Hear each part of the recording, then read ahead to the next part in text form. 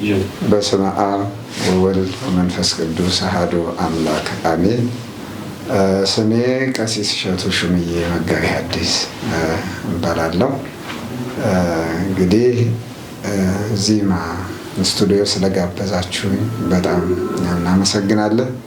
ሱባኤውን አንድ ብለን ቆጥረን ለእመቤታችን በዓለ ጽንሰት ወይም ደግሞ ለተጸነሰችበት ዕለት ደርሰናልና ይህ ድምፅ የሚሰማችሁ የኦርቶዶክስ ተዋሕዶ እምነት ተከታዮችና እንዲሁም የማኅበረ ተዋሕዶ ዘኦርቶዶክስ አባላት፣ ኮሚቴዎች፣ መምህራን ወንጌል አባቶች ሁላችሁም በሰላም ለእመቤታችን ለጽንሰቷ እንኳን አደረሳችሁ ማለት እንወዳለን። ስሜ መጋቤ ሐዲስ ዘላለም ፍቅረ እባላለሁ። ለዚህ ለእመቤታችን ለቅድስት ድንግል ማርያም በዓለ ጾሙ አጋማሽ ላይ ደርሰናል። ለበዓለ ጽንሰቷ እንኳን በሰላም አደረሳቸው። በሀገር ውስጥም በውጭም ያላችሁ ውድ የማኅበረ ተዋሕዶ ዘኦርቶዶክስ ሚዲያ የምትከታተሉ የመንፈስ ቅዱስ ልጆቻችን ትልቆቹም ትንሾቹም በኃያሉ በልዑል እግዚአብሔር ፍጹም ሰላም እንላለን። እግዚአብሔር አምላካችን ይህንን ሱባኤ በሰላም እንድንይዝ ስላደረገን ስሙ የተመሰገነ ይሆንልን። መልካም፣ እሺ፣ አመሰግናለሁ። የማምላክ የወላዲተ አምላክ በህሊና ሥላሴ ወይም በህሊና ስሉስ ቅዱስ ታስቦ መኖር ግሩም ድንቅ ነው። ግን ደግሞ መታሰብ በህሊና ሥላሴ መታሰብ የድንግል ማርያም ብቻ አይደለም። የሰው ልጆች በሙሉ ከአዳም እስከ ምጽአተ ክርስቶስ የሚወለዱትን ጭምር እውቀቱ ሩቅ ምጡቅ የማይመረመር በሆነ በእግዚአብሔር ህሊና ወይም በስሉስ ቅዱስ ህሉና ታስቦ የሚኖር ነው። የፍጥረት ሁሉ ህልውና ከስላሴ ከልበ ስላሴ ወይም ከሀሳብ እግዚአብሔር የወጣ አይደለም፣ የታሰበ ነው። ለምሳሌ መዝሙረኛው ቅዱስ ዳዊት በመዝሙር 135 ቁጥር 15 ላይ ወኢይትሃባ እምኔከ አዕጽምቴ ዘገበርኮ በህቡ፣ ምን ማለት ነው? አጥንቶች ከአንተ አልተሰወሩም፣ ከአንተ አካሌ፣ ዓይኖቼ፣ ሰውነቴ በሙሉ አንተ የፈጠርካቸው አካሎቼ በሙሉ ከአንተ የተሰወሩ አይደሉም። ስለዚህ አንተ ሁለንተናዬን ገና ከመፈጠሬ በፊት ታውቃለህ ብሎ የተናገረው ለዚህ ማሳያ ነው እና ከአዳም ጀምሮ ያለው ፍጥረት ሁሉ ታስቦ ይኖራል በህሊና ሥላሴ ማለት ነው። የእመቤታችን ልዩ የሚያደርገው ምንድን ነው? በህሊና ሥላሴ መታሰቧ ከሌላው ሰብአ ዓለም የሚለይበት ነገር ምንድን ነው ተብሎ ከተነገረ ሊቃውንቱም ነቢያትም የተናገሩት ነገር አለና ለምሳሌ አሁን ተወጽእ በትር እምስሮ እሴይ ወየዐርር ጽጌ እምኔሃ ብሎ ገና ከመፈጠሯ በፊት ነቢዩ ኢሳይያስ በምዕራፍ 11 ቁጥር 1 ላይ ከእሴይ ስር በትር ትወጣለች፣ ከእሷም ደግሞ ፍሬ አበባ ይታያል፣ ፍሬ አበባ ይቀሰማል፣ ፍሬ ይበላል፣ ይጠጣል ብሎ መናገሩን እናስባለን። ከዚህ ተነስተው ኢትዮጵያዊው ቄርሎስ ሊቁ አባ ጊዮርጊስ ዘጋስጫ ኩሎሙ በሚባል በተለይ አሁን ሊቃውንቱ አሁንም ቁመው ስብሐተ ነጉን ሰዓታቱን በግብረ ሌሊት በሚያገለግሉበት በግብረ ሰዓታት ላይ ኩሎሙ ሰራዊተ መላእክት ይሴብሑኪ ዘእምቅድመ ዓለም ሀልወትኪ ለማኅደረ ወልዱ እግዚአብሔር ኀረየኪ። ምን ማለት ነው? ድንግል በህሊና አምላክ የኖርሽው አነዋወር ዓለምን ለማዳን የተጠቀመበት ግሩም ጥበብ ነውና ምንኛ ያስደንቃል። ከዓለም አስቀድሞ ነው። በባህሪ እውቀቱ ቀድሞውንም አውቆሻል፣ አስቦሻል። ስጋን ለብሶ ዓለምን ያድን ዘንድ አንቺን መርጦሻል።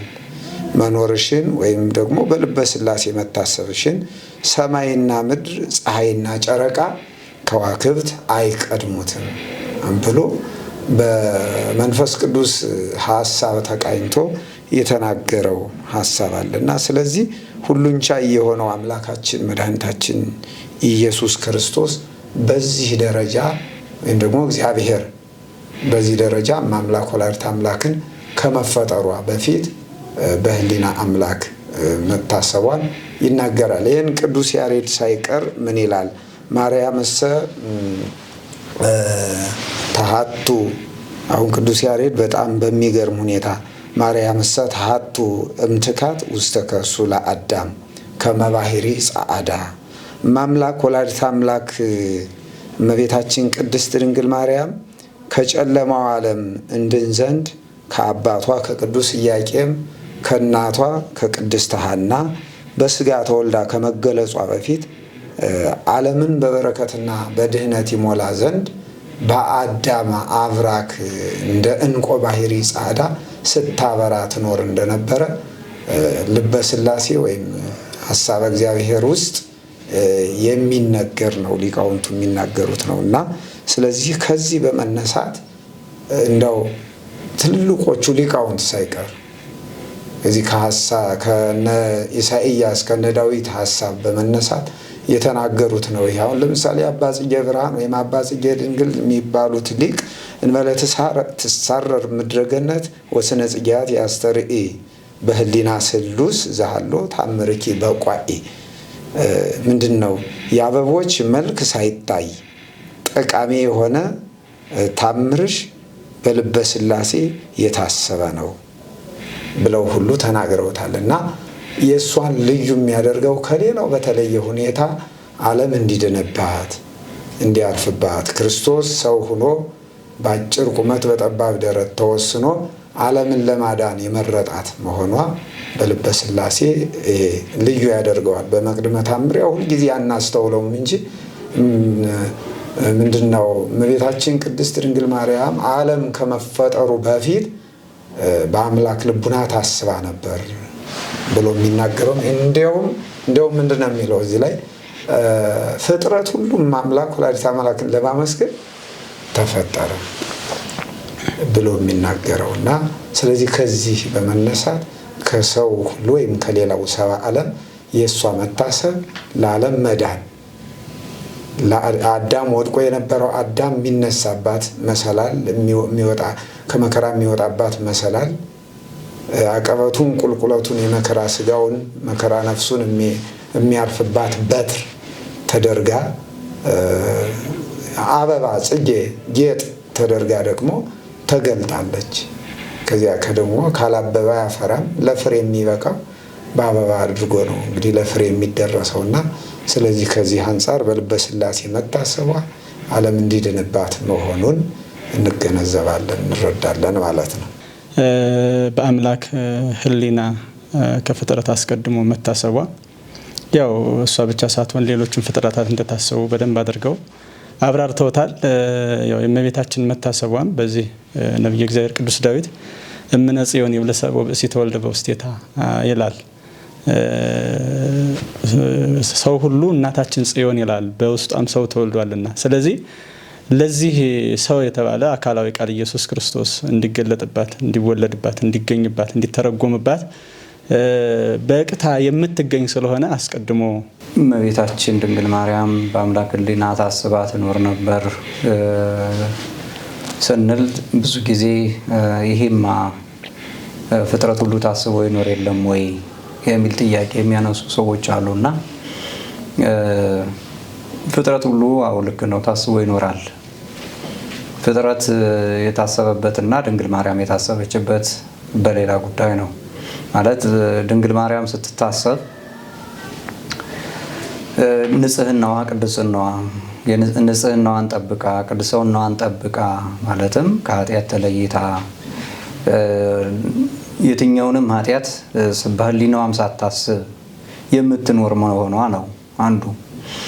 የሰው ልጅ መሳሳት ለመሳሳት የቀረበ ወይም ደግሞ ለመሳሳት አዘን ብሎ ስለነበረ እሷ ግን ወደ ስህተት እንደማትሄድ በሥላሴ ታስባ ትኖር ነበር።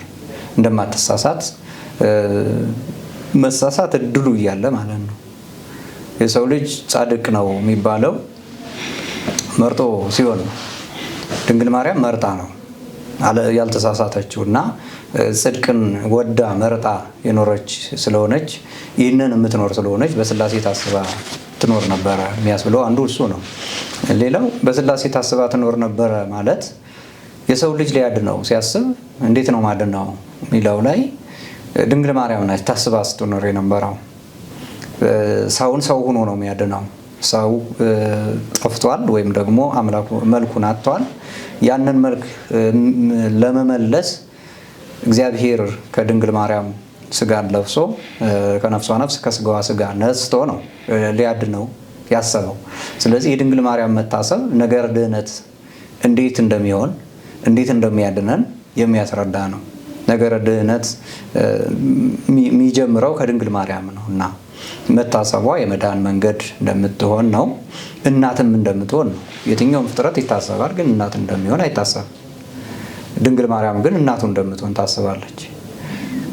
ምክንያቱም ለአዳም የተሰጠው ተስፋ ይሄ ነው። እትወለድም ወለተ ወለትከ ከልጅ ልጅ ተወልጄ አድንሃለሁ ነው ያለውና ለአዳም ይህ ተስፋ ሲሰጠው ድንግል ማርያም በስላሴ ታስባ ስለነበረ ነው። ስለዚህ ከድንግል ማርያም ተወልዶ የሰው ልጅ እንደሚያድን ስለሚናገር ድንግል ማርያም የታሰበችበት ለነገረ ድህነት ምክንያት ድኂን ሆና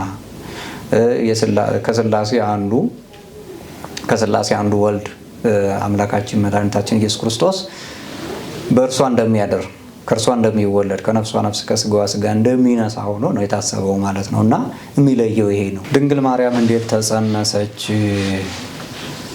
ስንል እንግዲህ ሊቁ አባ ሕርያቆስ አኮ በፍትወተ ደነስ ዘተጸነስኪ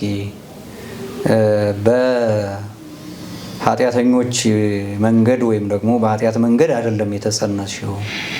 አንቺ የተጸነስሽው በንጽህና ነው፣ በቅድስና ነው የተጸነስሽው ነው የሚለውና የድንግል ማርያም ጽንሰት ከቅዱሳን ነው የሚጀምረው። የጸነሷት ወላጆቿ በቅድስና የኖሩ ወላጆች ናቸው እና ቅድስት ሐናና ቅዱስ ኢያቄም በቅድስና በንጽህና ራሳቸውን ጠብቀው በቅድስና ሕይወት የሚኖሩ ባለትዳሮች ናቸው እና ከቅዱስ ጋብቻ ከንጹህ ምኝታ ነው ድንግል ማርያም የተገኘችው። የተጸነሰችበት መንገድ ይሄ ነው። ድንግል ማርያም እንዲሁና እንድትመጣ ግን እነኚህ ቅዱሳን በጣም ብዙ ሱባኤ ይዘዋል፣ ብዙ ልመና ለምነዋል። እግዚአብሔር በጣም በቅድስና ሕይወት ያሉት ሰዎች በጣም በሚገርም ሁኔታ ስናያቸው ከእግዚአብሔር ለምነው ሲቀበሉ ነው የምናየው። ድንግል ማርያምን ከእግዚአብሔር ለምነው ነው የጸነሷት። ተለምና የተገኘች ናት እና በወጣትነት አይደለም የሆነው። በወጣትነት ቢሆን ኑሮ የማንኛውም ፍጥረት የመጽነስ የመውለድ እንትን ስላለው ስጦታ ስላለው እግዚአብሔር ስለሰጠው ያንን ሊያስብ ይችላል። በቃ መውለድ ስለምችል መጽነስ ስለምችል ጸነስኩ ማለት ይችላል። ነገር ግን በብዙ ቅዱሳን የምናየው በእነ አብርሃም እና በእነ ሳራም እንዳየ ነው፣ በእነ ቅድስት ኤልሳቤጥ እና በእነ ካህኑ ዘካርያስም እንዳየ ነው የተገኙት ልጆች ከእግዚአብሔር ተለምኖ በስለት በምጽዋት ማለት በሱባኤ እንደሆነ የሚያሳየው እድሜያቸው ከገፋ በኋላ የሰው ይችላል ይሆናል ከሚለው ጥያቄው ከጨረሰ በኋላ አሁን በቃ ይሄ ነገር አይሆንም ከተባለ በኋላ የመጣች ነች ድንግል ማርያም። ምክንያቱም መካን ነበሩ ነው የሚለን ታሪካቸው እና በመካንነት የኖሩ ግን መካንነታቸውን ወደ እግዚአብሔር ያቀረቡ ሱባኤ ይዘው የመጡ ባክህን ልጅ ስጠን ብለው በሱባኤ ለምነው ሱባኤ ገብተው ሱባኤያቸው ነው የተፈጸመው እና በሱባኤ ነው ድንግል ማርያም የተጸነሰችው። የድንግል ማርያም ጽንሰት ከአዳም ጀምሮ የነበረውን ሱባኤ መልሱን እየሰጠ ነው የመጣው። ያ ሁሉ መልስ የተመለሰበት ነው። ኢያቄምና ሐና ወደ ተራራ ወጥተው ሱባኤ ያዙ፣ እግዚአብሔርን ተማጸኑ፣ በራእይ ሁሉ አሳያቸው። ቅዱስ ኢያቄም ነጭ ርግብ በሐና ማህፀን ስትገባ ተመለከተ። እንግዲህ ርግብ የሰላም ምልክት ናት። ርግብ የንጽህና ምሳሌ ናት። ርግብን ስናነሳ መንፈስ ቅዱስ በርግብ ይመሰላል። እግዚአብሔር ወደ ሰው ልጆች እየመጣ እንደሆነ ነገረ ድነት እየቀረበ እንደሆነ የሰው ልጆች የሚድኑበት ጊዜ እየመጣ መሆኑን ያሳያል ማለት ነው እና ያንን ተመለከተ፣ ተለያየ። ቅድስት ሐናም እንዲሁ የተመለከተችው ራእይ አለ በሱባኤዋ ማለት ነው። የኢያቄም በትር ሲለመልም ፍሬ ሲያፈራ ተመልክታለች። ደረቅ ነው በትር የምንለው ደረቅ ነው፣ የተቆረጠ ነው፣ ደረቅ ነው፣ ፍሬ ሊያፈራ አይችልም። ነገር ግን እግዚአብሔር የተቆረጠውን የሰው ልጅ ከእግዚአብሔር ጋር የተለየውን የሰው ልጅ እንደገና ሊያገናኘው፣ እንደገና ፍሬ ሊሰጠው፣ እንደገና ወደ መልኩ ሊመልሰው ነው እና በዚህ በተቀደሰው ጋብቻ በጾምና በጸሎት በሱባኤ ነሐሴ 7 ቀን ድንግል ማርያም ተጸንሳለች ማለት ነው። እሺ መሰረታቲሃ ውስተ አድባር ቅዱሳን ይላል። መምህራችን በሚገባ በደንብ አድርገው አብራርተውታል። ደስ የሚል ነው። የበዓለ ጽንሰቷን የእመቤታችንን መጸነስና ነቢየ እግዚአብሔር ቅዱስ ዳዊትም ይህን ሲናገር መሰረታቲሃ ውስተ አድባር ቅዱሳን መሰረቶቿ የተቀደሱ ተራሮች ናቸው በማለት የእመቤታችን ስርወ ልደት ከቤተ ክህነት እና ከቤተ መንግስት የሆኑ ከሐናና ከኢያቄም የተወለዱ መሆኑን ነቢየ እግዚአብሔር ቅዱስ ዳዊት አስቀድሞ ተናግሯል። መሰረት የተባሉት ሐናና ኢያቄም ናቸው ማለት ነው እና ሐናና ኢያቄም ላይ ከመድረሱ በፊት ግን እመቤታችን ቅድስት ድንግል ማርያም ቅድሚያቶቿ የሐናና ኢያቄም ቅድሚያት እንደዚሁ በምክነት ይኖሩ ነበረ፣ በመከራ በስደት ይኖሩ ነበረ ይላል። ማለት ቴክታና በጥሪቃ ይባላሉ። እነኚህ ሁለቱ ሽማግሌዎች በዓለም ላይ የቀራቸው የማይባሉ ባለጸጎች ነበሩ። ነገር ግን ሁሉ ሲኖራቸው ልጅ ብቻ አነስቷቸው ነበር እና በዚህ አዝነው ተክዘው እንደውም አንድ ቀን ይላል በጥሪቃ ወደ ቤተ መዛግብት ገብቶ ያለውን ሀብት ሁሉ ተመለከተና ይሄ ሁሉ ሀብት ለልጅ ለንብረት ለልጅ ለማውረስ ነው፣ እኛ ልጅ የለን ብሎ ለበጥሪቃ ሲነግራት ከኔ ባይሆን ከሌላ ሊሰጥ ይችላል፣ ከሌላ ወለድ አለችው። ይህ እንደማላደርገው የእስራኤል አምላክ ያውቃል እና ያለው በጥሪቃ የእስራኤል አምላክ ያውቃል። ስለዚህ አብረን ሱባኤ እንድንገባበት ወደ አምላካችን እንድናመለክት በሃይማኖታችን እንድንተጋ ብዬ ነው እንጂ ይህንንስ ሽቸው ፈልጌው አይደለም ሲላት አብረው ሆነው ሱባኤ ገቡ ይላል። ሱባኤ በገቡበት ሰዓት የታየ ምስጢር አለ። ከበረታቸው ነጭ እምቦሳ ስትወጣ እምቦሳይቱ እምቦሳ እየወለደች እስከ 6 ስትደርስ ስድስተኛይቱ ጨረቃ ፀሐይን ስትወልድ ያሉ ከዛ ይህንንም ምንድነው ይሄ ነገር እጅግ ይረቃል ብለው በዘመናቸው መፈክራን ህልም የሚተረጉም ሰው ነበርና ወደዛ ሲሄዱ ደጋግ ልጆች ትወልዳላችሁ፣ ጨረቃ ከሁሉ በላይ የምትወልድ ትወልዳላችሁ፣ የፀሐይ ነገር ግን አልተገለጠልኝም፣ እንደ ነብይም እንደ ንጉስም ሊሆን ይችላል ብሎ ነው የነገራቸው። ከዛ እንዲህ ሆነው ሲኖሩ ያንን መከራቸውን፣ ሀዘናቸውን፣ ስደታቸውን እግዚአብሔር በልጅ ጎብኝቷቸው በኋላ መጨረሻ ላይ ያው ሄኤሜንን ወለዱ ይላል። ሄኤሜን ደርዴንን፣ ደርዴን ቶናን፣ ቶና ሲካራን፣ ሲካርን፣ ሲካር ሴትናን፣ ሴትናን ሄርሜላን፣ ሄርሜላ ሐናን ወለደ ይችላል። ስለዚህ ብዕሉ በሐናና በኢያቄም መካከል በጣም እንደ ጥንቱ እንደ አያቶቿ እንደ ቅድመ አያቶቿ አይደለምና ምክንያቱ በእሷ ላይ ወርዶ ነበር። ብዕል ማለት ይሄ ባለጸጋነቷ በጣም በድህነት ነበር የምትኖር። እንደውም ከድህነቷ የተነሳ አንድ ቀን ምን ይላል እናታችን ሐና ወደ ቤተ እግዚአብሔር ሄዳ ጸሎት ልታደርስ ፈለገ ይችላል። ግን ያላት ልብስ አንድ ስለነበረ የሆነ ከጎረቤቷ በአስ በዝሙት ወይም በዝሙት የምትተዳደር ሴት ነበረችና እሷን ስትጠይቃት የኔን ለብሰሽ ሂጂ ስትላት ያንቺ በአስ በዝሙት የተሰበሰበ ነው፣ ስለዚህ ይሄ ነገር እግዚአብሔር አይወደውም፣ እግዚአብሔር ንጹህ ባህሪ ነው፣ ንጹህ ነገር ይወዳል ብላ አሮጌ ልብሷን ለብሳ ልትሄድ ስትል ያቺ ሴትዮ ሰደበቻት ይላል። ለካኒ ሐና ስጾም ስሰግድልሽ ኖር ነበረ፣ ሳለቅስልሽ ኖር ነበረ፣ ልጅ ብለምነሳት ብዬ ለካ በዚህ ክፋትሽ ኖሯል፣ እንደ ድንጋይ አድርቆሽ የቀረ ብላ ሰደበቻት ይላል። በዛ በሰደበቻት ጊዜ ግን ሐና እጅግ ያንን ጸሎቷን አልተወችም፣ ወደ ቤተ እግዚአብሔር ሄደች። የሚገርመው ግን ይቺ ሴትዮ እሷ ራሷ ለራሷ መጸለይ ነበረባት። በዝሙት ነው የምትተዳደረው እሷ ራሷ። እና አንዳንድ ጊዜ በዓለማችን ላይ ለራሳችን ሳንሆን ለራሳችን ሳንበቃ ለሰው የምንበቃ ለሰው የምናስረዳለን እና ራሳችን መጀመሪያ ለራሳችን ብናውቅ ይህን ስለሚያስረዳን ይሄ ታሪክም እና ሐና ወደ ቤተ እግዚአብሔር ሄዳ ስትመለስ ጸሎት አድርሳ ስትመለስ በመንገድ ላይ ወረአየት አርጋበ በውሉዶሙ ይትፈሱ ይላል። ሐና ይላል። ሐና እርግቦች ልጆች ወልደው ተልጆቻቸው ከጫጩቶቻቸው ጋር ሲጫወቱ አይታ መሪር ለቅሶን አለቀሰች ይላል። በጣም መራ አለቀሰች። እንዴት እነኚህን ፍጥረታት ሁሉ እንዲዋለዱ አድርገህ እኔን ድንጋይ አድርገህ ፈጠርከኝን ብላ አምላኳን እግዚአብሔርን ጠይቃ አልቅሳ እንባዋን ጠርጋ ስለት ተስላ ወጣች ይላል። ምንድነው ስለቷ? ሴት ብንወልድ ይሄን ወታ ወርዳ ተርዳን እንጨት ሰብራ ውሃ ቀታ ተርዳን አንልም። ወንድ ብንወልድ ደግሞ እርሻ አርሶ ቆፍሮ ነግዶ አትርፎ ያብላን አንልም። ለቤተ እግዚአብሔር እንዲያገለግል እንሰጣለን ብለው ተስለው ሄዱ ይላል። ሄዱ። ከዚህ ሲሄዱ ምንድነው የገጠማቸው? ያው የቀደመው አለ አይደለ? እንደውም ይሄንን ቅዱስ ያሬድ ሲያብራራ እንዲህ ይላል። መከራቸውን ጭምር ማለት ነው ደራሲው ማለት ነው። ከለየቱ አይሩግ አመበካዩ በካየ መሪረ ይላል። ሁለቱ ሽማግሌዎች መራራ ለቅሶን አለቀሱ ይላል። ይሄ የቀድሞ የአያቶቿንም ይጠቀልላል፣ የቀድሞ አያቶቿን ያሁን የሷንም ይጠቀልላልና ምን ያህል መራራ እንደነበረ ሐዘናቸው። ረከቡ ረተ ዘታስተሰሪ ገጋይ ይላል። ኃጢአትን የምታስተሰሪ ልጅ አገኙ። ኃጢአት የተባለ የመጀመሪያ ኃጢአት ሁለት አይነት ነው። እመቤታችን ያስወገደችው ኃጢአት እዚህ ጋር ስናየው ራሱ ማለት ነው። ለምን የመጀመሪያው የእናት አባቷን ኃጢአት ነው ያስወገደችው። የእናት አባቷን ነውር እንቅፋት ነው ያስወገደችው። ለምን ካላችሁ ወይት ወከፈው መባአሙ ለመካናት እግዚአብሔር የመካናትን መባ አይቀበልም ነበር በብሉይ ኪዳን። መስዋዕት ማቅረብ ፈልገው ሐናና ኢያቄም ያንን መስዋዕታቸውን ማቅረብ አልቻሉ።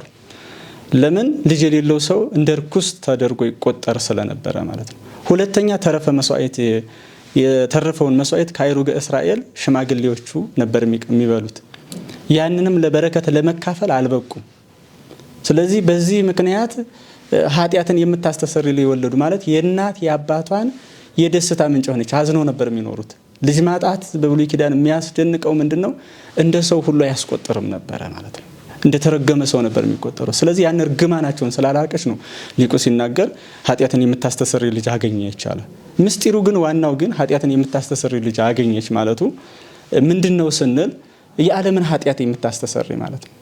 ለምን? የዓለምን ኃጢአት የሚያስወግድ ክርስቶስን እንድትጸንሰው እንድትወልድ በቅታ የተገኘች ድንግል ማርያም ብቻ ናት ማለት ነው።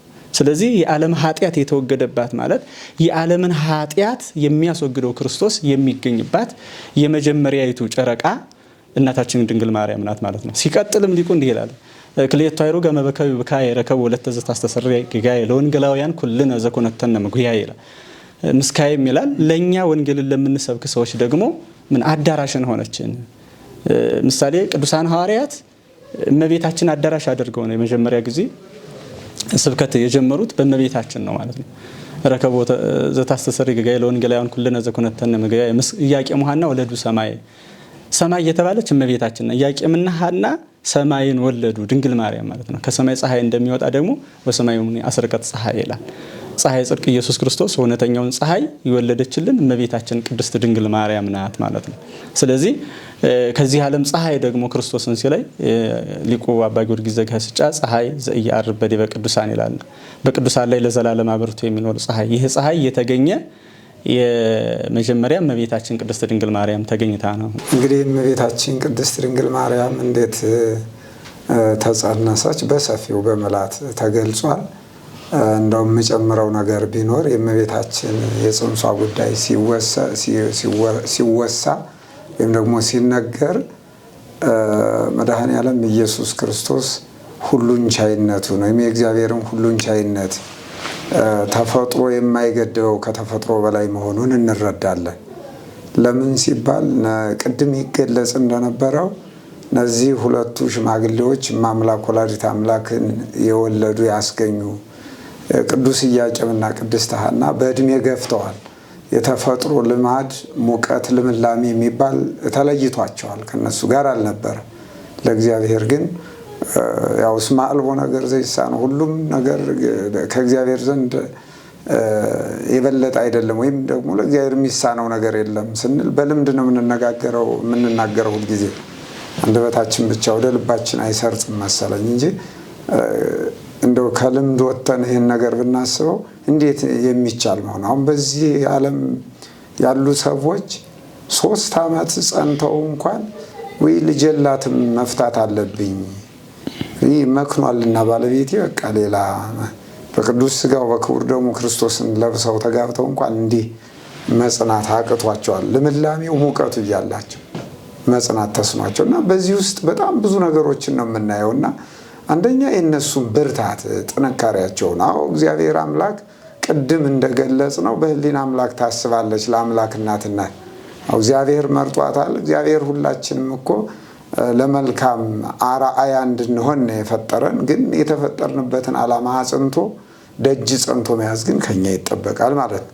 እነዚህ አረጋውያን አዛውንቶች ከቤታቸው ምንም እንኳን በመጠኑ ቢሆንም ሀብት ንብረት ቢኖርም ልጅ የሚባል ሳይኖር የእርግና ዘመናቸው የመውለድ ጊዜያቸው እስኪያልፍ እስከ እርግና ዘመን ድረስ ደጅ ጸንተው ቆይተው ያገኟት ልጅ ናት። ወይም ደግሞ የተጸነሰችው በዚህ መልኩ ነው።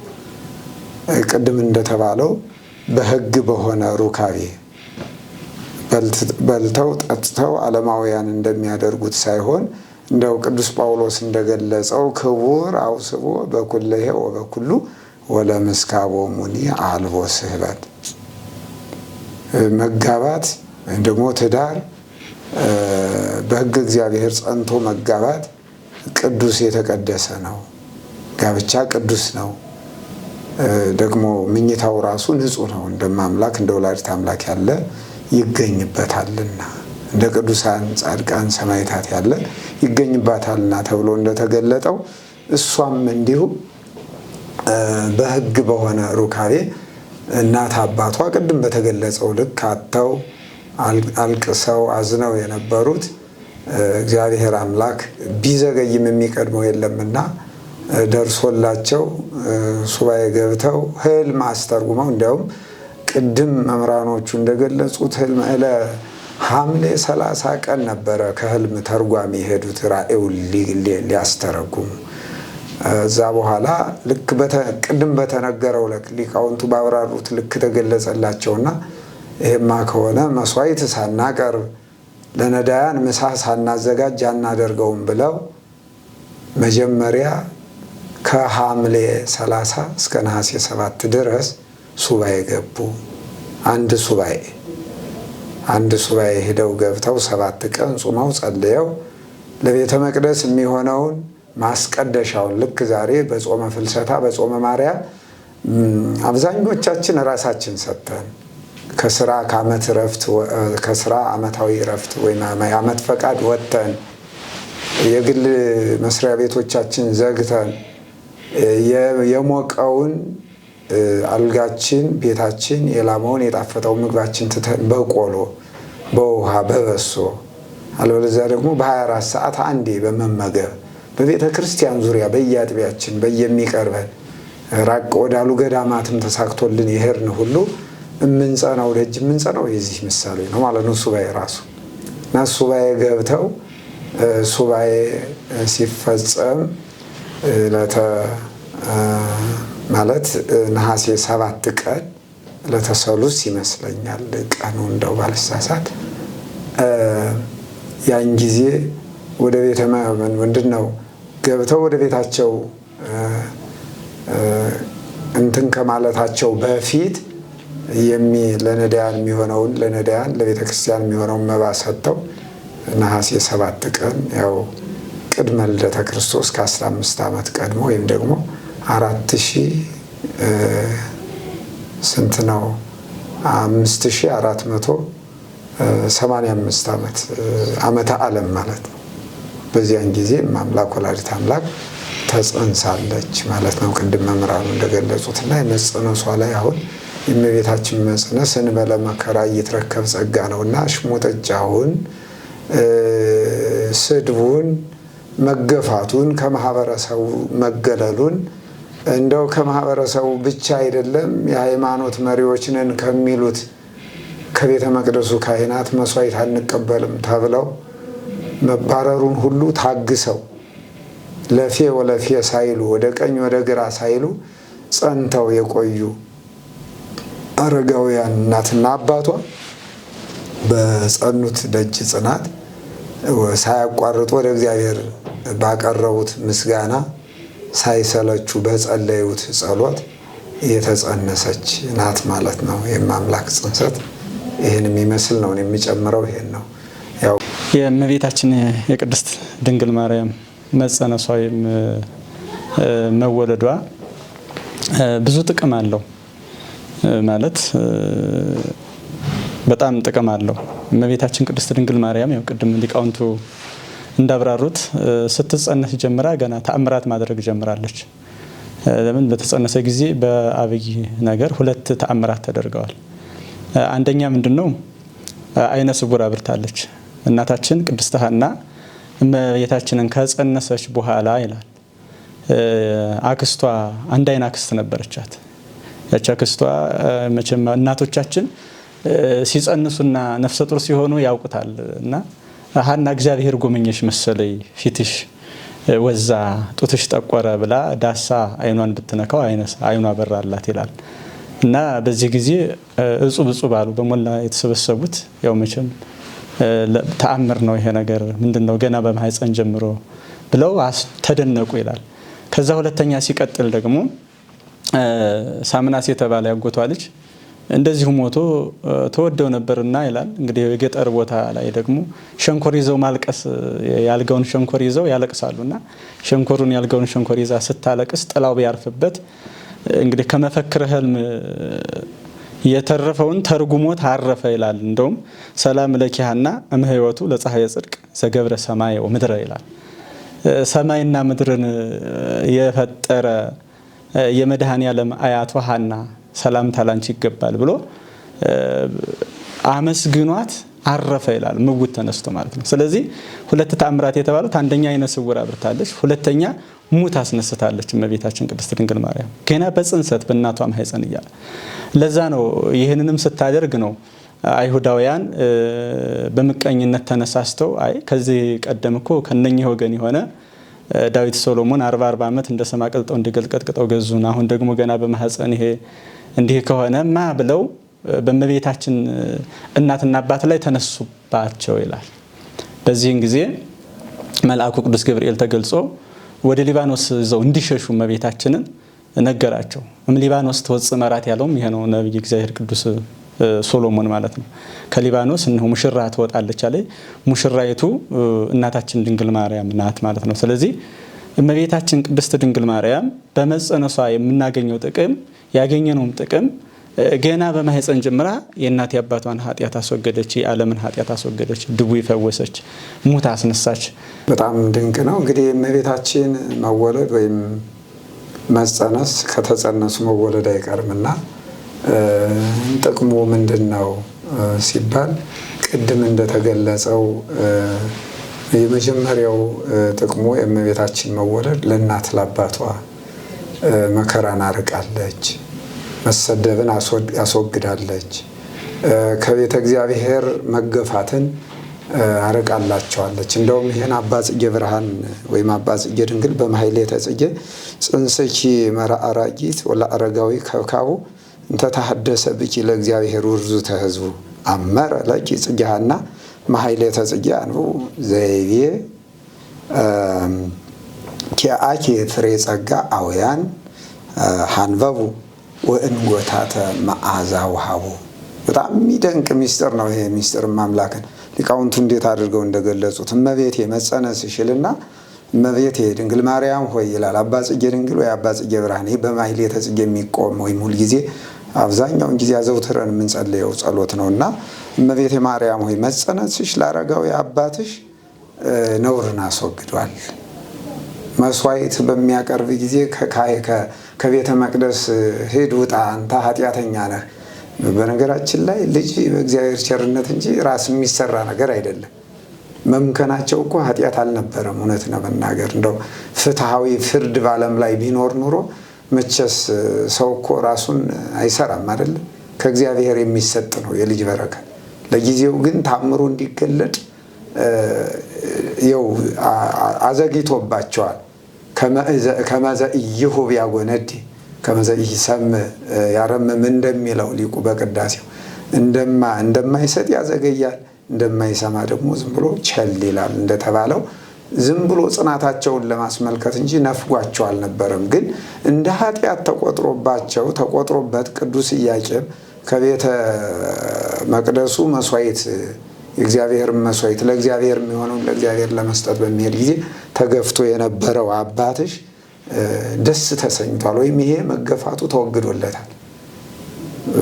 ተወግዶለታል። እናትሽ አረጋዊት እናትሽ በጎረቤቷ ቅድም ሊቃውንቱ ይገልጹት እንደነበረው እንደ ፍላጻ በሚወጋ ስድብ ትሰደብ የነበረው ስድቧ ርቆላታልና ወላ አረጋዊ ከብካቡ ብሎ ሁለቱን ያጣም የእናትሽ የአባትሽ ሰርግ ተፈጽሟል ማለት ይቻላል። አሁን ልጅ እሷ በተገኘች ጊዜና የመጀመሪያው ጥቅሙ ይሄ ነው። እንደው የነገር ፍላጻ ሲወጉ የነበሩትን አርቆ እናትና አባቷን የደስታ ክብር፣ ሞገስ፣ ሰርግና ምላሽ እንደሆነላቸው በደንብ አድርጎ ተናግሮታል ማለት ነው። ስለዚህ ለእናትና ለአባቷ በጣም ትልቅ ጥቅም ነበረ በወቅቱ በጊዜው። ሌላው ትልቁ ደግሞ ለሰባ ለዓለም ሕዝቦች ሁሉ እንደው ለሰማዩም ለምድሩ ለእጽዋቱም ለእንስሳቱም ብንል እውነት ለመናገር ማጋነን አይሆንም። ምክንያቱም በእሷ መወለድ እመቤታችን በመወለዷ ምክንያት ምንድነው የጠፋው አዳም እስከ ልጆቹ ተገኝቷል። የረከሰው ተቀድሷል። የተበተነው ተሰብስቧል። የተዋረደው ከብሯል። ተስፋ የቆረጠው ሁሉ በተስፋ መኖር ጀምሯል። አጠቃላይ እንደው ትንቢተ ነቢያት ሁሉ ቅድም በኢሳይያስ 11 የተገለጠው ተፈጽሟል። ምክንያቱም በነገረ ድህነት ወይም በዓለም መዳን ላይ የእመቤታችን ድርሻ ትልቅ ነው። ለዓለም ያልገባው ነገር ቢኖር ይሄ ነው። እመቤታችን ለእኛ መድኃኒታችን ናት፣ ረድኤታችን ናት፣ ቤዛችን ናት የምንለው የክርስቶስን ለእሷ ሰጥተን አይደለም። ግን በድነታችን ላይ ምክንያተ ድኅን ስንላት ዝም ብሎ እንደ እንግዳ ደራሽ እንደ ውሃ ፈሳሽ አይደለም። በአመክንዮ ነው፣ በእናትነት ነው። በነገረ ድነት ላይ ያላት ተሳትፎ በእናትነት ነው። እንኳን እሷ እጽዋቱ አይባኑ እኮ ምንድን ነው ተሳትፎ ይኖራቸዋል። ግን የእመቤታችን ደግሞ በእናትነት ነው። ክርስቶስን ወልዳ ክርስቶስ ምንም ለእግዚአብሔር ሳል ወዘሬዮ ገሙራ ያየው ነገር ያየው የማይታየው እግዚአብሔር የማይጨበጠው የማይዳሰሰው አምላክ በአጭር ቁመት በጠባብ ደረት ተገልጦ ከእመቤታችን ፍጹም ሰው ፍጹም አካል ምንድነው ፍጹም ሰው ፍጹም አምላኩ ነው። ከሁለት አካል አንድ አካል ከሁለት ባህሪ አንድ ባህሪ ሆኖ ተገልጦ ያየ ነው በእመቤታችን ነው። ነገረ ስሉስ ቅዱስን ወይም ምስጢረ ሥላሴን የምንተርከው ከእመቤታችን ተገልጦ ባየ ነው እና ስለዚህ ከዚህ አንጻር ለዓለም ያደረገችው በረከት በጣም የሚገርም ነው እና ለዓለም ድህነት የማይተካ ሚና ተጫውታለች ነው። ይህን ስንል ግን የእግዚአብሔርን ለእሷ ሰጥተን አይደለም። እንደ እግዚአብሔር በስጋ አምላክ ምንድነው በስጋ ማርያም ተገለጠ እንላለን። መጽሐፉም የሚያስረዳው ቅዱስ ገብርኤልም የተናገረው ይሄን ነው። የተባረክሽ የተቀደስሽ የተመረጥሽ ሆይ ደስታ ለአንቺ ይገባሻል፣ ከሴቶች ሁሉ ተለይተሽ አንቺ የተባረክሽ ነው ነሽ ካላት በኋላ የዚህ አመክንዮ ይሄን እንዲህ የምልበት ምክንያት ደግሞ ከሶስቱ ቅዱስ አንዱን ቅዱስ ትወልጃለሽ ብሏታል። ይሄን የት እንጥለዋለን? ስለዚህ አምላክ እናት ናት። በእናትነት ለእኛ ለዓለም ድህነት ለሰው ልጅ ድህነት በአምላክነት ተሳትፋለች እና ጥቅሙ የዓለም ድህነት የዓለም እንዲድን ሆኗል ማለት ነው። ለዓለም የጠቀመች ይህን ቅዱስ ያሬድ በእመቤታችን ድጓ ዘማርያም በሚባለው ወይም ደግሞ ስለ እመቤታችን ባዜመው ዜማው ምን ይላል? ይፈኑ እግዚአብሔር መቅደሱ ረድኤተ መድኃኒተ ቤዛዊተ እሞ ቅድስተ።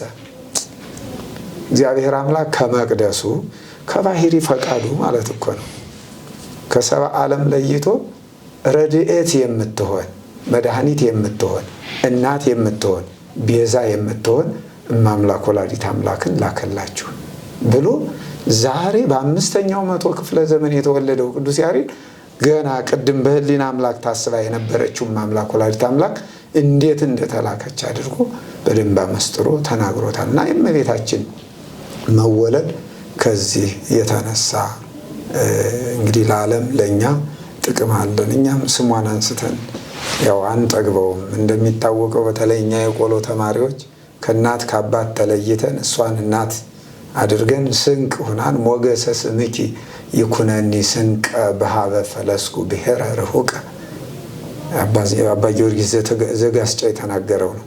ከእናቴ ከአባቴ ከሞቀ ቤቴ በተለየሁኝ ጊዜ ራቅ ወዳለ ወንዝ ወደማያውቁኝ በሄድኩ ጊዜ ከውሻ ጋር እየታገልኩ እንድበላ እንድጠጣ ሞገስ የሆነኝ ያንቺን ስም መጥራቴ ነው። ምን እያሉ ሳሊለነ ቅድስት እያሉ መጥራቴ ነው ተብሎ ተገልጿል። ስለዚህ እመቤታችን ከሰባ ዓለም ማለት የመወለዷ የመጸነሷ ነገር ያለው ጥቅም እንደው በእኛ በድዳዎቿ አንደበት ተገልጾ እንትን ይባላል ያልቃል ባይባልም እንደው ባለችን ትንሽ ነገር ግን ይህን ያህል ነው የሚገለጸው። በተለይ እንግዲህ ለኦርቶዶክሳውያን እንግዲህ ሁላችሁም ምን ጠይቃችኋት ምን እንደደረሰችላችሁ በተለይ በዚህ ሱባኤ ምን ያህል ለእሷ ፍቅር እንዳላችሁ የምታውቁት ነው እና ያለው ጥቅም የእመቤታችን መወለድ ያለው ጥቅም ያለም መዳን ያለም መሰብሰብ የሰማይና ምድር መታረቅ ሰባቱ መስተጻርራን የሚባሉት ሰውና መላእክት መታረቃቸው ሰውና እግዚአብሔር መታረቃቸው ሁሉ የሚታረቀው የሚነገረው በዚህ ልክ ነውና አጠቃላይ ዓለም ለመኖሩ ምክንያት ለመዳኑ ምክንያት ነገም ተስፋ መንግስተ ሰማያትን ተስፋ አድርጎ ለመኖሩ ምክንያት የእመቤታችን መጸነስ ወይም ደግሞ መወለድ ትልቁን ድርሻ ይወስዳል ከእግዚአብሔር ፈቃድ ቀጥሎ ማለት ነው። አመሰግናለሁ። የድንግል ማርያም መጸነስና መወለድ ለሰው ልጆች ምንድነው ጥቅሙ? ጥሩ ጥያቄ ነው።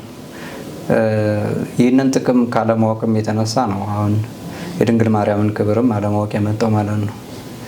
የተወለደችበትን የተጸነሰችበትን ለኛ ያለውን ጥቅም ብንረዳ ኑሮ ድንግል ማርያምን እንግዲህ ቅድስት ኦርቶዶክስ ተዋሕዶ ቤተክርስቲያን በምታከብርበት ልክ ልናከብር ይገባን ነበር፣ ወይም ሊያከብሩ ይገባቸው ነበር የሚያከብሩ ሰዎች ማለት ነው። ነገር ግን ጥቅሙ ስላልገባቸው ነው ያንም ያደርጉት። የሰው ልጅ እግዚአብሔርን ሊቀበልበት የሚችለው ንጽህና የለውም፣ አልነበረውም። ስለዚህ በድንግል ማርያም ነው እግዚአብሔርን የተቀበል ነው። በድንግል ማርያም ነው ክርስቶስን ያገኘ ነው።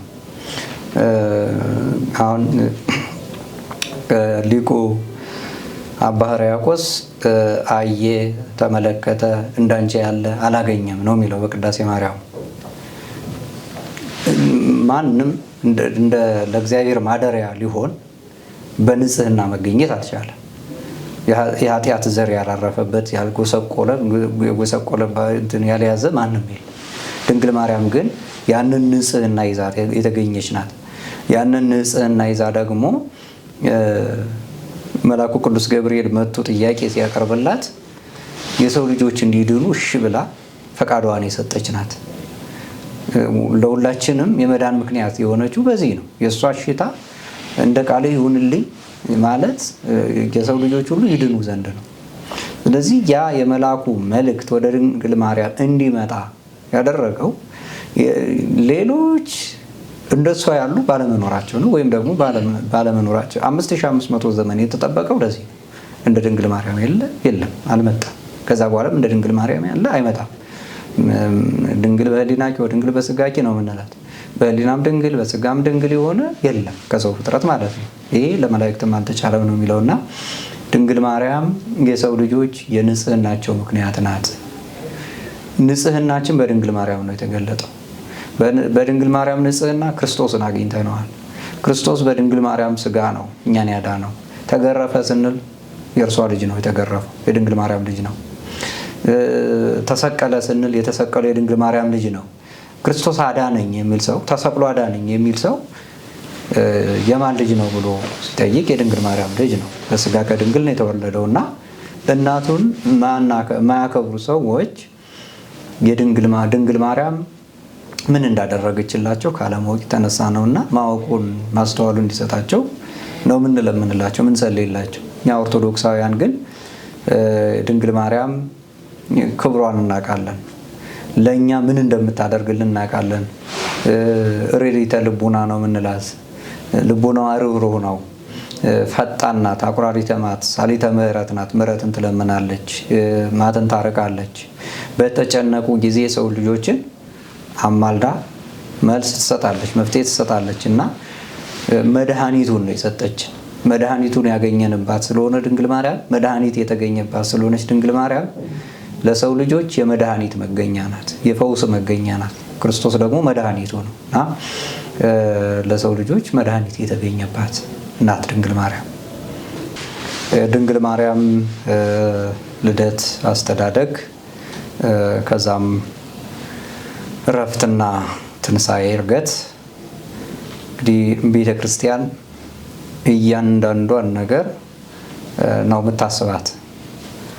እያንዳንዱን ነገር እናስባለን። እንኳን የድንግል ማርያምን የየትኛውንም ፍጥረት ሁኔታ እናስባለን። ቤተ ክርስቲያን ታስባለች፣ ታከብርማለች ማለት ነው እና ድንግል ማርያም ቅድም በሊቃውንት አባቶቻችን ሲነገር እንደነበረው በጸሎት በሱባኤ የተገኘች ልጅ ናት። የስዕለት ልጅ ናት። ስዕለት ተስለው ነው ያገኟት። ስዕለታቸውን እንደተሳሉት የሰጡ ሰዎች ናቸው። ሐናና ቅድስት ሐናና ቅዱስ ኢያቄም ስዕለታቸውን ተሳሉ፣ ልጃቸውን አገኙ። ልጃቸውን ካገኙ በኋላ ስዕለታቸውን ወስደው ሰጥተዋል። ስዕለታቸው ደግሞ የልጅ ስዕለት ነው፣ ታሪኩ እንደሚነግረን ማለት ነው። ራሷኑ ሴት ብንወልድ መጋረጃ ፈልጥላ፣ መሶበ ወርቅ ፈትላ ሰፍታ ቤተ መቅደስ ታገልግል፣ ወንድ ብንወልድ ደግሞ እዛው ካህኑ ሆኖ ያገልግል ብለው ስዕለት የተሳሉ ናቸው። ስለዚህ እነሱ እግዚአብሔር ልጅ እንዲሰጣቸው ልጁን ደግሞ ለእግዚአብሔር እንደሚሰጡ የተሳሉ ናቸው። እግዚአብሔር ልጅ ይሰጣል። ብዙ ምዕመናን ግን ልጁን ለእግዚአብሔር መስጠት ይከብደዋል፣ በጣም ይቸገራል። እነኚህ ምዕመናን እነኚህ ቅድስት ሐናና ቅዱስ ኢያቄም ግን እግዚአብሔር ልጅ እንዲሰጣቸው ለመኑ። እግዚአብሔር የሰጣቸው ልጅ ለእግዚአብሔር ሰጡ።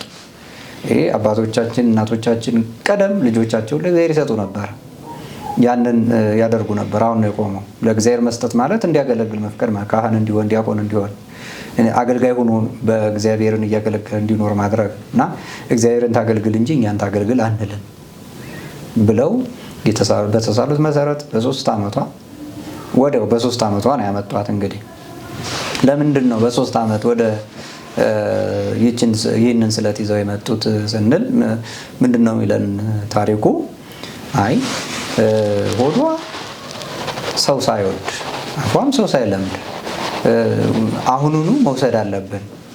ምክንያቱም ከ3 ዓመት በኋላ እነሱን ትላመድና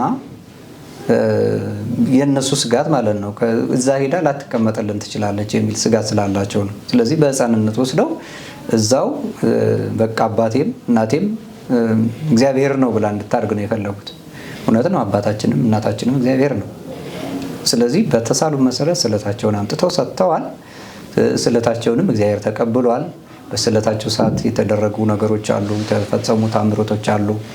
ከዛን ስዕለታቸውን እግዚአብሔር ከተቀበለላቸው እነሱ በሰላም ወደ ቤታቸው ሂደዋል ማለት ነው እና ስዕለትን ማስገባት ይገባል፣ መሳለም ይገባል፣ ስዕለትን ማስገባት ይገባል። የተሳሉትን ስዕለት መስጠት በጣም አስፈላጊ ነው። በተለይ ደግሞ ሰው ልጆቹንም እንደ ስዕለት አድርጎ ቢሰጥ ምን ማለት ነው? ይሄ ልጄ ዲያቆን መሆን አለበት፣ ይሄ ልጄ ካህን መሆን አለበት፣ ይሄ ልጄ ሰባኪ መሆን አለበት ብሎ ከመጀመሪያው የቤተክርስቲያንን ትምህርት እንዲያገኝ ወደሚችልበት ወደ ቤተክርስቲያን ሰጥተው ምዕመናን ቢያሳድጉ መልካም ነው። ድንግል ማርያም በቤተ መቅደስ ቃለ እግዚአብሔር እየሰማች ቃለ እግዚአብሔር እየተማረች የመጻሕፍት ትርጓሜ እየተማረች ሁሉን ነገር እያወቀች እንደውም መጻሕፍት እንደሚነግሩን የኢሳይያስ ትንቢት እናሁ ድንግል ትጸንስ ወትወልድ ወልደ የሚለው ትንቢት ሲተረጎም እንደው በዚህ ዘመን ኑሬ ይችን ሴት አገልግያት እግሯን አጥቢ ውሃ ቀድቼላት እያለች ትመኝ እንደነበረ ታሪክ ይነግረናል። እንዲህ አይነት መልካም ምኞት ያላቸው ሆነው ልጆቻችን እንዲያድጉ ወደ እግዚአብሔር ቤት ልንሰጥ ይገባናልና ድንግል ማርያም እንግዲህ በቤተ መቅደስ ነው ያደገችው። እንግዲህ የእመቤታችን የቅድስት ድንግል ማርያም እድገቷ፣ ረፍቷና አስተዳደጓ ነው ጥያቄው የሚለው። እንግዲህ ይህን በደንብ አድርገው አብራርተውታል። የሚጨምርበት እመቤታችን ቅድስት ድንግል ማርያም ስታድግ ብዙ መከራ ገጥሟታል። መከራ እንዴ ማለት ዓለም እንደዚህ አልተቀበለቻትም። ወደ ቤተ መቅደስ በገባች ሰዓት 12 ህብስት ሰማያዊ ጽዋ ሰማያዊ ከመጣላት በኋላ መልአኩ ቅዱስ ፋኑኤል ከመገባት በኋላ ካህኑ ዘካርያስ የምግቧ ነገር ከተያዘልኝ ወደ ቤተ መቅደስ ትግባ ብሎ ካሰበ በኋላ በቤተ መቅደስ ስትኖር 12 ዓመት ሆናት ይላል እና 12 ዓመት ሲሆናት አይሁዳውያን በእመቤታችን ላይ በቀናት በምቀኝነት ተነሱ ይላል። ስለዚህ ቤተ መቅደሳችንን ታሳድፋለች፣ አቅመ ሔዋን ደርሳለች፣ ትውጣ ብለው ሲሉ አሁንም ወደ ካህኑ ዘካርያስ ይህን ሲያቀርቡ ዘካርያስ እንዴት እንድትኖሪ ትወጃለች ሲላት እንግዲህ ከእግዚአብሔር በታች ያለኝ አባት አንተ ነህና ወደ እግዚአብሔር አመልክት ብትለው ወደ እግዚአብሔር አመልክቶ የአረጋውያንን በትር ሰብስቦ በቤተ መቅደስ በቀዳማይ ሰዓተ ሌሊት አግብቶ በቀዳማይ ሰዓተ መዓልት አወጣው ይላል። በዛን ሰዓት የዮሴፍ በትር ለምለማ አበባ አፍርታ አገኛት። ስለዚህ ዮሴፍ በእጮኝነት እመቤታችንን ለመጠበቅ ማለት ነው ታይቶ በመንፈስ ቅዱስ አንደኛ ርግብ ወርዳ በራሱ ላይ አርፋለች፣ ሁለተኛ መቋሚያው ለምልማለች፣ ሶስተኛ ኦ ዮሴፍ ቀባ ለማርያም ፍርትከ የሚል ጽሑፍ ተጽፎበታል ማለት ነው። በዚህ መሰረት ዮሴፍ ሲወስዳት ግን በቤተ መቅደስ እያለች የተነሱባት አይሁዳውያን በምንድን ነው? በቅናት ነው ማለት እመቤታችንን ቅድስት ድንግል ማርያም ለመጀመሪያ ጊዜ ምን አድርገው ነበረ? መጥቁል የሚባል ጠንቋይ ጋር ሄደው ለምን ወደ ቤተ መቅደስ ሲቀርቡ አላስቀርብ አሏቸው ይላል። ቅዱሳን መላእክት የእሳት ሰይፍ እየወረወሩ አላስቀርብ ሲሏቸው ምትሃት ታሳይበታለች ብለው ወደዛ ሲሄዱ ያኛውም 300 አጋንንትን ጠርቶ እመቤታችንን በቃ አይደል ሊያስመታ ሲፈልግ እመቤታችን በነገረ ማርያም ያለውን ህቡዕ ስም ስትጸልይ ግን መልአኩ ቅዱስ ገብርኤል አርዶ ሞተ፣ መጥቁልም በዛው እንደተቆለቆለ ቀረ ይላል እና ይህን ሁሉ መከራ አሳልፋለች። በመወለዷ ገና ስትወለድ መከራ ነው የገጠማት ማለት ነው። ስትወለድም በቤት አይደለም የተወለደችው፣ በተራራ ላይ ነው፣ በሜዳ ነው።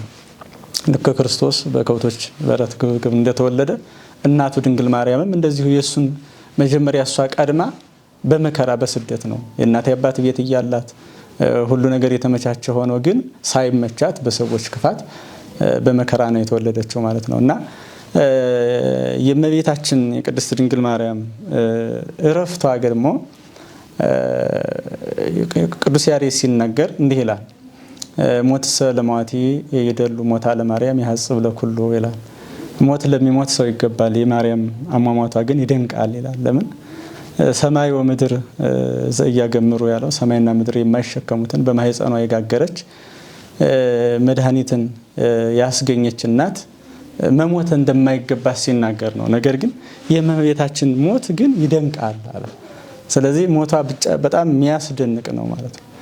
ለምን ሲባል ብኪ ድህነ ዓለም ወልድኪ ኮነ ሰላም ይላታል ቅዱስ ያሬድ በድጓው እመቤታችን ቅድስት ድንግል ማርያም በአንቺ ዓለም ዳነ በልጅሽም ሰላም ሆነ ይላል። ለምን? ያ የታመመው ዓለም፣ በመከራ ውስጥ የነበረው ዓለም፣ በስደት ውስጥ የነበረው ዓለም፣ በጉስቁልና ውስጥ የነበረው ዓለም በምንድነው ዳን? በእመቤታችን። ስለዚህ ምንድናት? የመዳናችን ምክንያት ናት የምንላትም ለምን? በነገረ ድህነት ውስጥ የራሷ ድርሻ አላት እመቤታችን፣ ድርሻ አላት። ነገረ የድህነታችን ምስጢር ክርስቶስ ቢሆንም ክርስቶስን በማህፀን ወጋግራ ለዓለም እንኩ ብሉ ብላ ለመስጠት ድርሻ አላት ማለት ነው። ስለዚህ የነገረ ማርያም የነገረ ክርስቶስ ድርሻ አላት። ለምን? ክርስቶስ መጣ ካል ቤት መጣ የሚለው ሰው ሆነ፣ ኮነ ፍጹመ ሰብአ እንላለን። ፍጹም ሰው ሆነ ስንል እንደ ሰው የሚዳሰስ ሆነ፣ የሚታይ ሆነ። ያ የሚታየው ስጋ የማን ስጋ ነው የለበሰው ስንል የኛ ነው። የኛ ስጋ ማን? የማርያም ስጋ ነው ማለት። ስለዚህ ድርሻ ስላላት ነው። ለዛ ነው ቅዱስ ያሬድም ወበወልድኪ ኮነ ሰላም በልጅሽም ሰላም ሆነ አለ። ለምን? ያ በጉስቁልና ውስጥ የነበረው ዓለም ሰላም ያገኘንበት፣ በረከት ያገኘንበት፣ ጸጋ ያገኘንበት፣ ብርሃን ክርስቶስን ያገኘንበት፣ ብርሃን ክርስቶስን ያስገኘች እናታችን ድንግል ማርያም ናት። ስለዚህ ይህች እናት መሞቷ እጅግ አስደንቆታል ቅዱስ ያሬድ ማለት ነው። ለምን? ብዙ የተሰወሩ ቅዱሳን አሉ። እነ ኤልያስ በደመና በሰረገላ ደመና በእሳት ወደ ሰማይ አርገው ነበረ። ስለዚህ ለሷ ግን እንዴት ሞት? እመቤታችን እንደውም ምንድነው ያለችው? በዚህ በነገረ ማርያም ላይ ሲናገር ወደ ሲኦል ልጇ ወዳጇ መድኃኔዓለም ኢየሱስ ክርስቶስ ሊያስጎመኛ ሲሄድ የተጎሳቆሉ ነፍሳትን የተንጠለጠሉ በመከራ ውስጥ በስደት ውስጥ በእሳት ውስጥ ያሉትን አየችና እነኚህ ምንድናቸው ብላ ጠየቀችው ይላል። ለምን ዓለምን አስጎብኝቷት ነበረ ከመውሰዱ በፊት እንዴት እኔን ልሞት ይገባኛል ብላ ሁላም ጠይቃለች ልጇን። ስለዚህ ሲያስጎመኛት ግን እነኚህማ በዚህ ኃጢአት በዚህ ስራ የወደቁ ናቸው፣ ለነኚህ ነፍሳት እኔ ልሞትላቸው አለች። በቃ እነኚህን ከማርክልኝ እኔ ልሞት፣ ስለዚህ እኔ ምርልሻለሁ አላት። በእነሱ ፈንታ እነሱን ከሲኦል አወጣላት ይላል እና በመንገደ ሰማይ ላይ ሲናገር ማለት ነው። ስለዚህ እመቤታችን ቅድስት ድንግል ማርያም ለዛ ነው ያንቃሐዱ ሀቤኪ ኩሉ ፍጥረት የምንላት ማለት ነው። ፍጥረት ሁሉ ወደ አንቺ ያንጋጥጣል ማለት ከሷ ለስላሴ ቅርብ ናት። እኛ አምላካችን መድኃኒታችን ኢየሱስ ክርስቶስ ብለን ነው መጋቢያችን፣ ሰራያችን፣ አስተዳዳሪያችን፣ ፈጣሪያችን ብለን ነው። እሷ ግን ልጄ ወዳጄ ብላ ነው የምትለምነው። ስለዚህ እኛ ወደ እሷ ወደ ስላሴ ታንጋጥጣለች። ስለዚህ እረፍቷ ይሄን ይመስላል ማለት ነው። ሌላው እርገቷ የእመቤታችን የቅድስት ድንግል ማርያም እርገቷ ምን ይላል? በዚህ በመዝሙር 131 ላይ ተንስ እግዚኦ ውስተ ዕረፍትከ አንተ ወታቦተ መቅደስከ ይላል። አቤቱ ወደ ዕረፍትህ ተነስ አንተና የመቅደስህ ታቦት ይላል።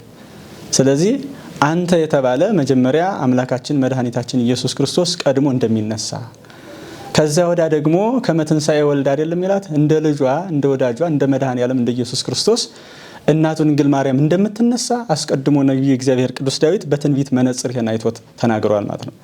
እንግዲህ ነቢያት ያው መጻያት ኃላፊያት ይናገራሉ፣ ይታያቸዋል።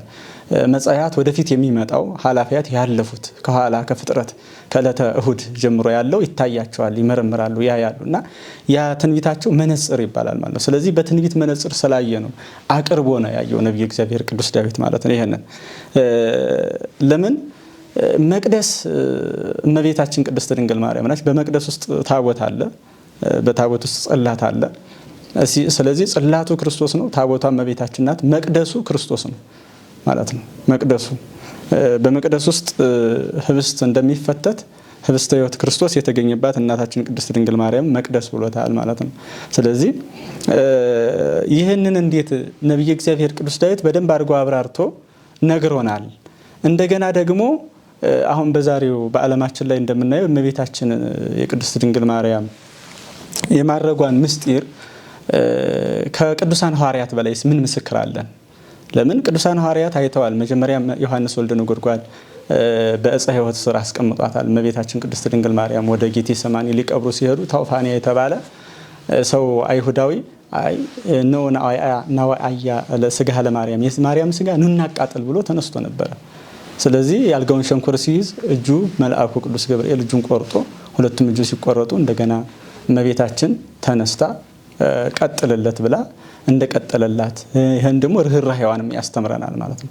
ስለዚህ ወደ ጌቴሰማኒ ሊቀብሩ ሲሄዱ ልናቃጥላለን ከዚህ ቀደም ልጇ በሶስት መዓልት 3 ሌሊት ከርሰ መቃብር እንድልነስቶ ተነስቷል ብለው ሲያውኩን በ40 ቀኑ አረገ ብለው ሲያውኩን ኖሩ።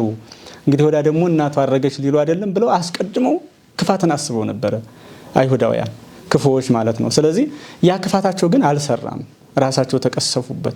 በኋላ ግን እመቤታችን ቅድስት ድንግል ማርያም ከበገነት አውጥቶ ከዕፀ ሕይወት ስራ አኖራት። መጥምቀ ዮሐንስ ወልደ ነጎድጓድ ይሄን አየ። እሱ ያየውን ሳናይ ብለው ደግሞ ቀጥለው ደግሞ ቅዱሳን ሐዋርያት እንዴት እሱ በዛ በዕፀ ሕይወት ውስጥ አኑሮ መጥቶ እኛ ሳናይ ብለው ሱባኤ ገቡ ይላል። ቅዱሳን ሐዋርያት ሱባኤ ሲገቡ ነሐሴ 1 ጀምረው እንግዲህ ጠር ነው እመቤታችን ጥር 21 ነው ያረፈችው። ነሐሴ 1 ጀምሮ እስከ 14ቱን ቀን ሁለት ሱባኤ ሲገቡ ምንድን ያደረገው መታው አምጥቶ ጌታችን መድኃኒታችን ኢየሱስ ክርስቶስ ሰጣቸው። በዛ በጎልጎታ ቀበሯት ይላል። ከቀበሯት በኋላ ደግሞ ያን ጊዜ ቶማስ አልነበረም። ቶማስ ደግሞ በደመና አገኛት ይላል። ስታርግ ሰበኗን ይዛ ስታርግ ሲያገኛት ካሁን ቀደም ልጅሽ ከትንሳኤ ለየኝ በመጀመሪያ ትንሳኤው ጊዜ አሁን ደግሞ አንቺ ብሎ ከደመና ላይ ሊወድቅ ተበጻበጸ ይላሉ ሊቃውንት ሲናገሩ። ተበጻበጸ በዛን ሰዓት አንተ ያየኸውን ሌሎቹ አላዩም። ስለዚህ አንተ መቃብሬን ባታይ ትንሳኤን አይተሃል፣ እነሱ መቃብሬን አይተዋል፣ አንተ ደግሞ ትንሳኤን አይተሃል። ስለዚህ ይሄ ምስክር ይሆንህ ብላ ሰበኗን ሰጠችው ይላል። ከያ ቶማስ ወደ ቅዱሳን ሐዋርያት ሄዶ እመቤታችን እንዴት አረጋችኋታል?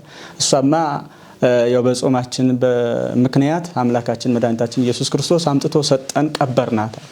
አይ እኔ አላምንም አለ። እንዴት ሞት በጠር ነሐሴ መቃብር እንዴት ይሆናል ብሎ ማለት አነሳሳቸው ይላል። እንደውም ቅዱስ ጴጥሮስ ተበጻበጸ ተነሳና አንተ ቀድሞም ተጠራጣሪ ነበርክ፣ የክርስቶስን ትንሣኤ ተጠራጥረ ነበር፣ አሁንም ደግሞ የእናቱን ብሎ ዶማ አንስቶ ሄደ ይላል ወደ መቃብሩ። ወደ መቃብሩ ሲሄድ ምን ገጠመው? ያ የቀበሯት እመቤታችን የለችም። ከዛ ቶማስ ማስረዳት ጀመረ፣ የእመቤታችን እርገቷን ማለት ነው። ምን አለ? አይ እኔ እኮ አታምኑኝም ብዬ ነው እንጂ እኮ በደመና ስመጣ ከሀገረ ስብከቴ ስመለስ ወደ እናንተ ስመለስ በደመና አግኝቻታለሁ፣ ምልክትም እንዲሆን ይህን ሰበን ሰጥታኛለች አለ። የተገነዘችበትን መግነዙ ማለት ነው። ሰበኑ ይኸው ምልክት የሆናቸው ሲላቸው እንደገና አሁንም ደግሞ ቅዱሳን ሐዋርያት ሱባኤ ያዙ። እንዴት ቶማስ እርገቷን አይቶ እንዴት እኛ ሳናይ አሉና አሁንም በዓመቱ ደግሞ 14 ሱባኤ ያዙ።